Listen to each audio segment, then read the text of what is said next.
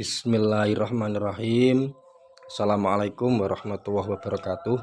Dulur-dulur, saudara-saudara, bapak ibu, adik-adik, kakak-kakak, mbak-mbak, iyu-iyu, sahabat-sahabat, komandan-komandan, semua saja di mana berada. Ayo kita senantiasa belajar menulis Al-Quran. Tentunya belajar itu bukan sesuatu yang mudah kalau bagi pemula. Yang saya maksudkan di sini tentu bukan hanya belajar untuk menulis huruf Arab yang standar saja, tapi seperti yang Anda lihat, teman-teman lihat di video, kita belajar menulis huruf Arab yang indah atau lebih masyhur dinamakan kaligrafi. Nah, sebenarnya untuk penulisan huruf-huruf Arab ini banyak kreasi-kreasi, banyak metode-metode, banyak model-model, dan kesemuanya itu sangat baik. Tentunya kebaikan dalam hal menulis huruf Al-Quran ini kita bukan hanya menganalisa atau secara akal saja, tapi memang benar-benar disabdakan oleh Rasulullah bahwasanya penulis Al-Quran itu termasuk sekaligus membacanya, karena pada waktu orang itu menulis sudah otomatis bersamaan pada waktu menulis itu ya bersama-sama membaca. Tentunya gini, contoh kita menulis Bismillahirrahmanirrahim. Nah, itu kan bertahap, kita nulis ba, kita nulis sin, kita nulis mim, kan terus kita baca bismi, walaupun itu baru huruf ba, sin, mim, belum ada harokatnya ya, tapi lisan kita ini sudah membaca bismi. Nanti terus kita memberi harokat kasroh, terus apa itu sukun, kemudian kita kasroh lagi, itu sudah kita baca bismi. Terus tahapan lagi nulis lafadz Allah. Nah, Allah itu kan masih belum berbentuk harokat tapi masih huruf baku, Allahu. Nah, terus nanti kita beri harokat fathah, atau kalau bismillah ya tidak usah harokat yang depan ya, langsung kan nanti bismil itu berarti kan lafdzul jalalanya yang tengah itu lamnya kita beri tasdid, terus kita beri fathah panjang, terus haknya kita kasih dhammah. Nah, kita kasih kasroh, bismillahi. Nah, ini sebenarnya ketika kita menulis Al-Quran itu kita bukan hanya membaca satu kali,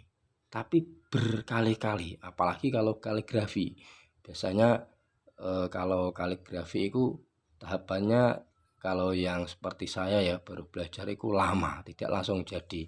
Kita bikin sketsa dengan pensil yang biasa itu, nanti terus kita tebalkan dengan spidol. Nah, pada waktu kita membuat sketsa dengan potlot atau pensil, itu kita sudah berulang-ulang membaca. Kemudian ketika kita tebalkan, kita itu juga membaca lagi. Dan ketika nanti tulisan itu sempurna, selesai, nah, dari awal misalkan Bismillahirrahmanirrahim saja dulu, ini sudah selesai, itu kita baca lagi.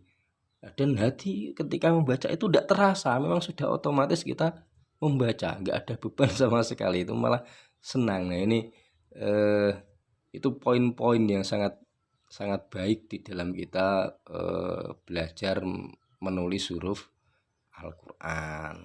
Mudah-mudahan teman-teman semua yang pengen belajar Al-Quran dengan semangat cepat bisa membaca dan juga bermanfaat bagi diri.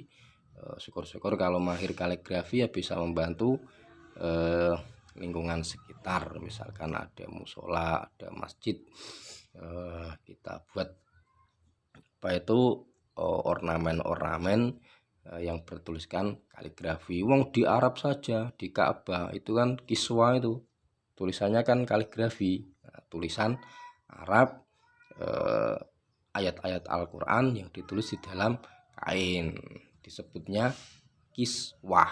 Nah, tentunya merujuk dari dawuh Rasulullah tadi bahwa penulis Al-Quran itu sekaligus pembacanya, karena dalam waktu bersamaan ketika menulis dia telah membacanya. Monggo dulur selalu semangat untuk belajar menulis nggih. Tahapan kita kita lalui sama-sama. Nek jenengan wis mahir tentunya ya biasanya sering digunakan jasanya ya. Terus ada dawuh Rasulullah lagi dari riwayatnya Imam Al-Hakim, itu beliau dawuh atau bersabda, mangqara'a harfan min kitabillahi walahu bihi hasanatan.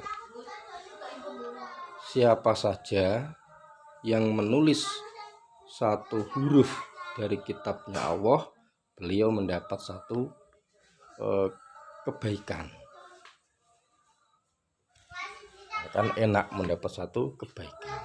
Lah, terus wal hasanatu bi asri amsalihha. Nah, dalam satu kebagusan itu nanti bi asri amsalihha akan dilipat gandakan menjadi 10.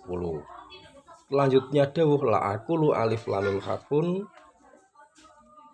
walakin alif harfun lam harfun wa mim harfun.